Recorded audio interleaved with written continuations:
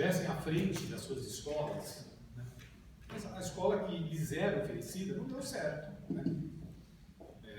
Não deu certo, né, para o projeto hegemônico, para, né, com que os índios perdessem suas línguas, não, né, saíssem dos seus territórios. Né?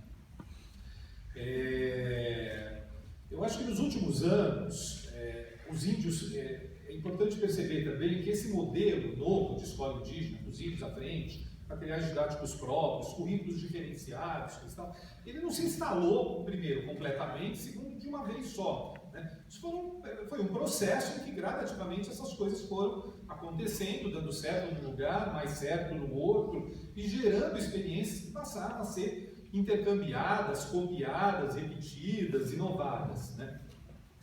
Mas, durante, eu acho, vários anos, falar em educação diferenciada para muitos grupos indígenas era falar de uma educação de segunda qualidade. Né? E eles não estavam errados, várias comunidades tinham uma resistência a esse modelo da educação diferenciada, dizendo, bom, mas a gente já fala a nossa língua, por que a gente vai ficar estudando a nossa língua na escola? Queremos aprender o português. Né? Os Terena, lá no Mato Grosso do Sul, né, tinha até um movimento em que os pais não ensinavam para as crianças a própria língua. Né? E hoje você tem uma geração de Terena que não fala a língua, uma geração voltando, né, a querer aprender a língua, né? Porque está na base ali também dos conhecimentos, da sua identidade. Né?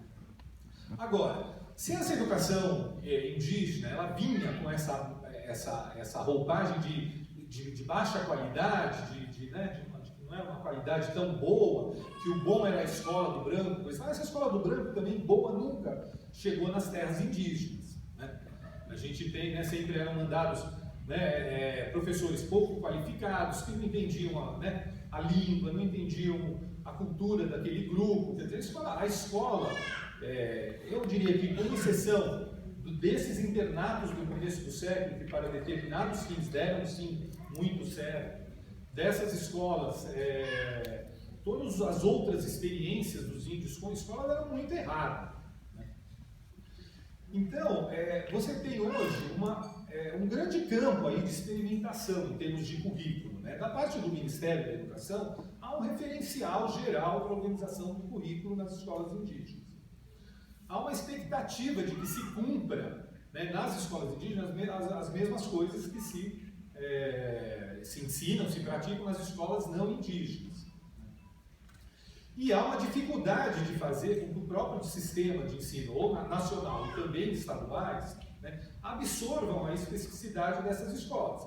Então, um exemplo crasso é um livro didático, que você manda o livro didático, que é uma escolha nacional para todas as escolas do país, não há aquisição de livros didáticos, né, voltados ou específicos para as escolas indígenas. Uma outra variável disso daí são as provas de avaliação nacional. Então, as escolas Guarani aqui de São Paulo, importante dizer, né, que a cidade de São Paulo tem 3 comunidades indígenas, então sempre saem no SAEB aqui na avaliação do Estado com as piores escolas. Mas é claro, eles praticam outro tipo de ensino e são avaliados pela prova estadual, né, que não tem nenhuma especificidade, né, quando toda a alfabetização das crianças Guarani é feita em Guarani. Né. Então, o currículo, na verdade, ele tem que surgir nessa interação da formação do professor indígena e do diálogo com a comunidade. Né. Hoje em dia tem uma nova ameaça, digamos, pairando, que é a Base Curricular Nacional Comum, né, que é um processo que está sendo, né, agora a base, é uma proposta, então, de definir um conjunto de competências e aprendizados que deveria ser comum a todo o território brasileiro. Esse documento passou por um processo de consulta pública, né, deu bastante repercussão na imprensa, foi muito atacado e questionado. Bom, esse documento está lá no Conselho Nacional de Educação. Esse documento foi gestado dentro do MEC, ficou lá pelo menos 2, 3 anos, né, em processo sendo revisado. Em nenhum momento se pensou, bom, como é que a gente vai lidar com esse documento em relação às escolas indígenas? Isso para chegar numa questão que é a seguinte: eu acho que esse modelo de escola indígena diferenciada, ele, quando foi pautado no MEC pelos professores indígenas, antropólogos, indigenistas, militantes, inclusive missionários, ele foi pautado e foi assumido dentro de uma perspectiva de construir uma política que lidasse com o diferente, uma política que de fato lidasse com a diferença.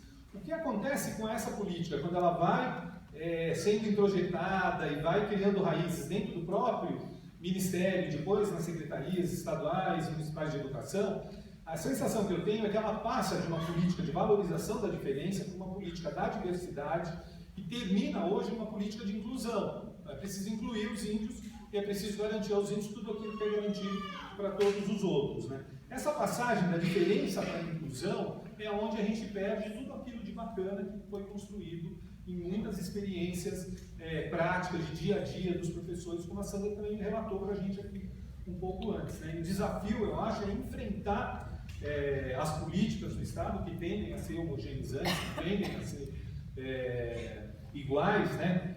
Para todos, ainda que se reconheçam determinadas especificidades. Eu acho que o desafio é enfrentar essas políticas e garantir que aquilo que é específico, que é diferente, precisa ser valorizado, precisa encontrar espaço dentro do Estado para ser acolhido.